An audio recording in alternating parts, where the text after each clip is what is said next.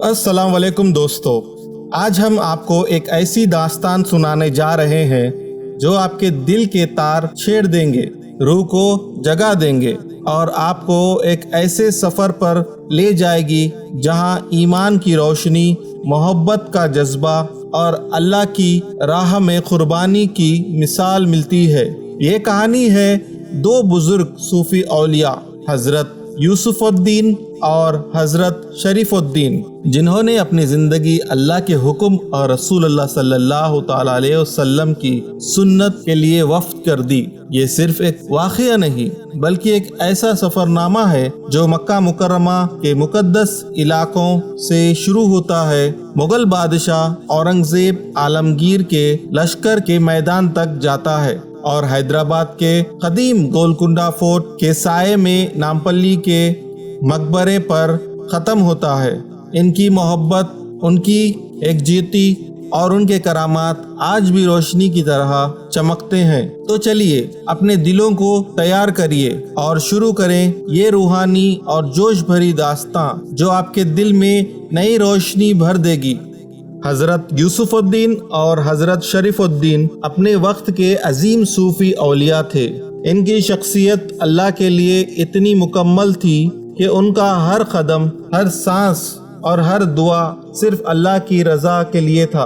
इन्होंने अपनी पूरी ज़िंदगी अल्लाह के अहकाम और रसूल सल्लल्लाहु अलैहि वसल्लम की तालीमात के मुताबिक गुजारी और इस्लाम की तबलीग के लिए अजनबी मुल्कों में अपना सब कुछ कुर्बान किया। इनका असली नाम ये है सैयद शाह यूसुफ़ुद्दीन रहमतुल्लाह अलैह और सैयद शाह शरीफुद्दीन रहमतुल्लाह अलैह। हैदराबाद के नामपल्ली इलाके में इनके मकबरे के सामने वली दीवार पर एक कदीम टैबलेट लगी है जिसमें इन दोनों बुजुर्गों के मुख्तसर हालात ज़िंदगी लिखी है। वक्त के साथ इनके नाम के साथ शाह और उद्दीन के लक़ब जुड़ गए जो हैदराबाद से लेकर दुनिया भर में मशहूर हो गए। हज़रत यूसुफ़ुद्दीन उम्र में हज़रत शरीफुद्दीन से बड़े थे, लेकिन इनकी दोस्ती और रूहानी बंधन ऐसा था लोग उन्हें एक दूसरे का हिस्सा समझते थे।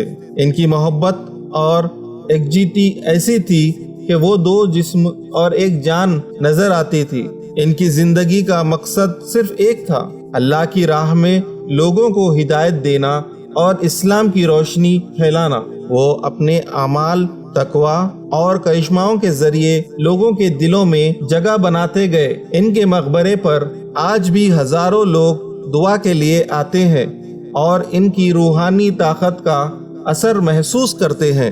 शिजरा नसब, रसूलुल्लाह सल्लल्लाहु अलैहि वसल्लम से रिश्ता। इनका नसब अल्लाह के आखिरी नबी हज़रत मोहम्मद सल्लल्लाहु अलैहि वसल्लम से मिलता है जो उनकी प्यारी बेटी हज़रत फ़ातिमा रज़ी अल्लाह तआला अन्हा के जरिए सादात खानदान से वाबस्ता है।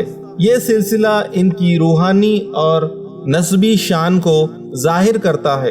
इनके शिजरे का सबूत इस तरह है, हज़रत ख्वाजा मोइनुद्दीन चिश्ती रहमतुल्लाह अलैह, ख्वाजा कुतुबुद्दीन बख्तियार काकी रहमतुल्लाह अलैह, ख्वाजा फरीदुद्दीन गंज बख्श रहमतुल्लाह अलैह, ख्वाजा निज़ामुद्दीन औलिया रहमतुल्लाह अलैह, ख्वाजा निज़ामुद्दीन चिराग दहलवी रहमतुल्लाह अलैह, ख्वाजा कमालुद्दीन खुदसरा, ख्वाजा सिराजुद्दीन खुदसरा, ख्वाजा अलीमुद्दीन, ख्वाजा शेख महमूद उर्फ शेख जुमा, ख्वाजा जमालुद्दीन उर्फ शेख जुमान, ख्वाजा शेख हसन मोहम्मद, ख्वाजा शेख मोहम्मद, शेख यहिया अल मेहदी, ख्वाजा कलीमुल्ला शाह जहानाबादी, जिन्होंने हिंदुस्तान का रास्ता दिखाया, सैयद शाह यूसुफ़ुद्दीन और सैयद शाह शरीफुद्दीन।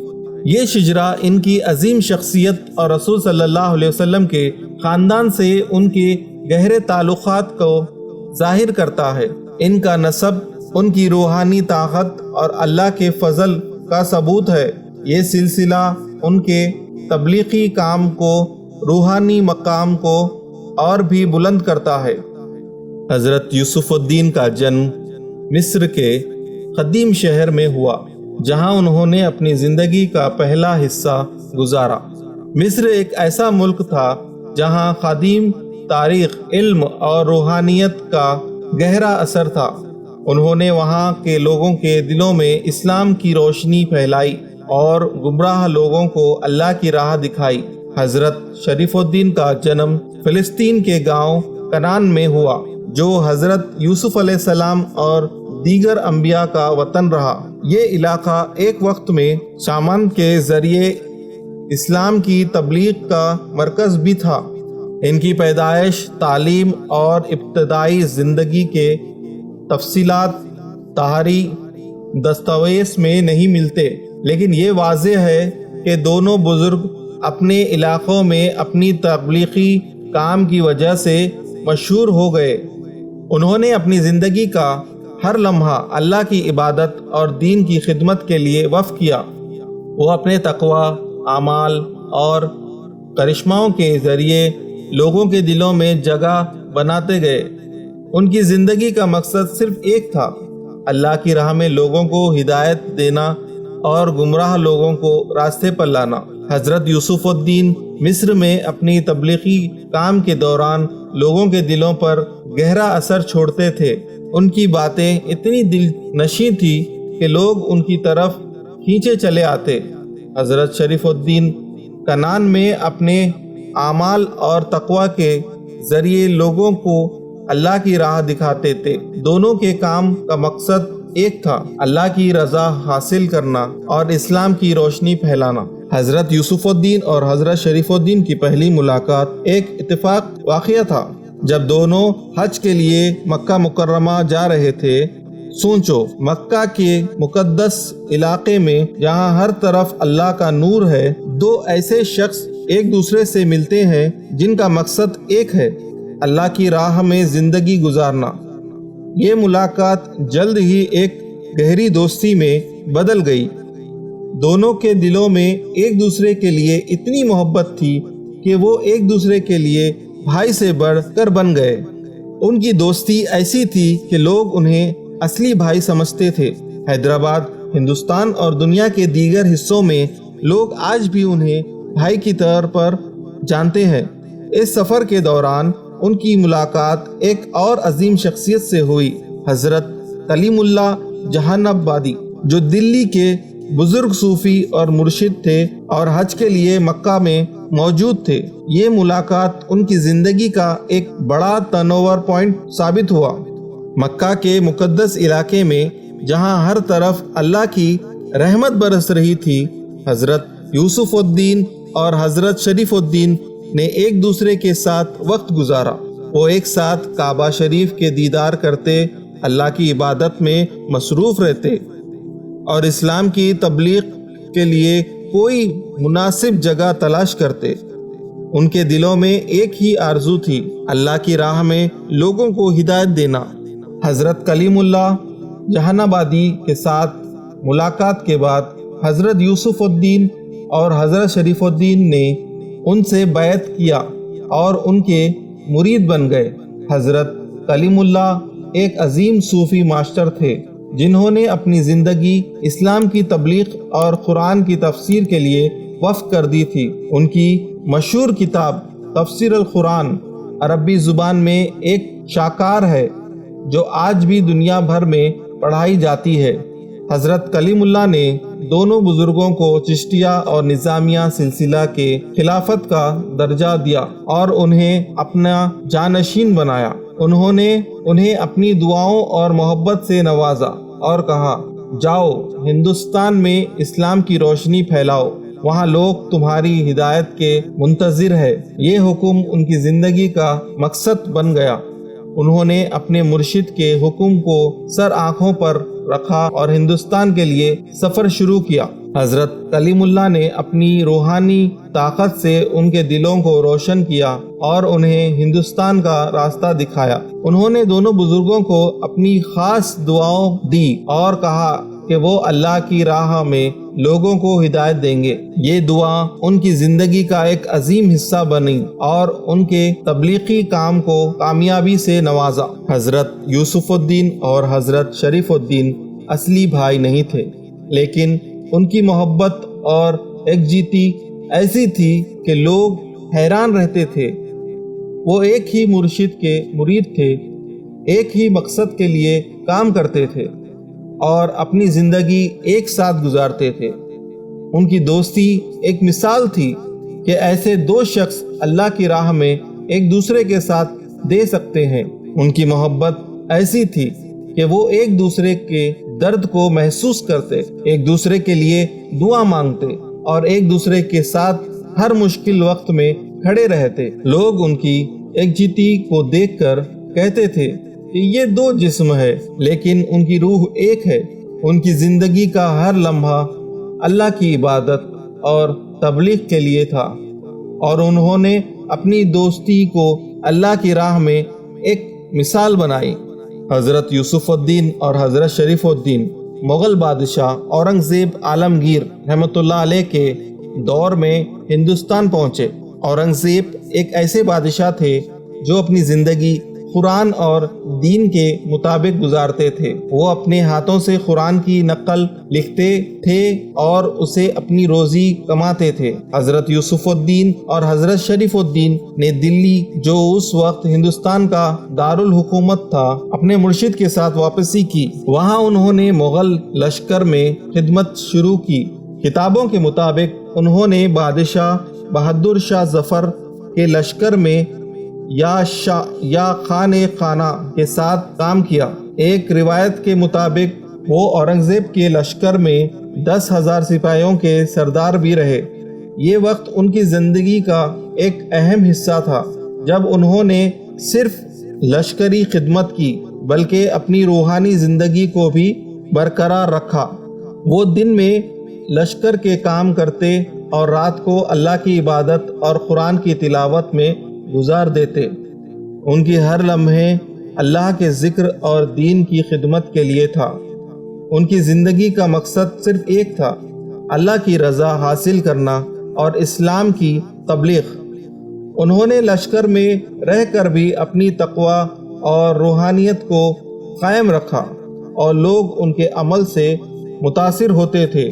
اورنگزیب عالمگیر کے لشکر کے ساتھ حضرت یوسف الدین اور حضرت شریف الدین حیدرآباد کے گولکنڈہ فورٹ کی فتح کے لیے آئے۔ یہ قلعہ قطب شاہی حکومت کے اہم مرکز تھا، جس کا دروازہ کھولنا مغل لشکر کے لیے ایک بڑا چیلنج تھا۔ قلعے کے اندر لوگوں کے پاس کافی رسد اور ہمت تھی، اور مغل لشکر کئی مہینوں تک قلعے کو گھیرے ہوئے تھے، لیکن کامیابی نہیں مل رہی تھی۔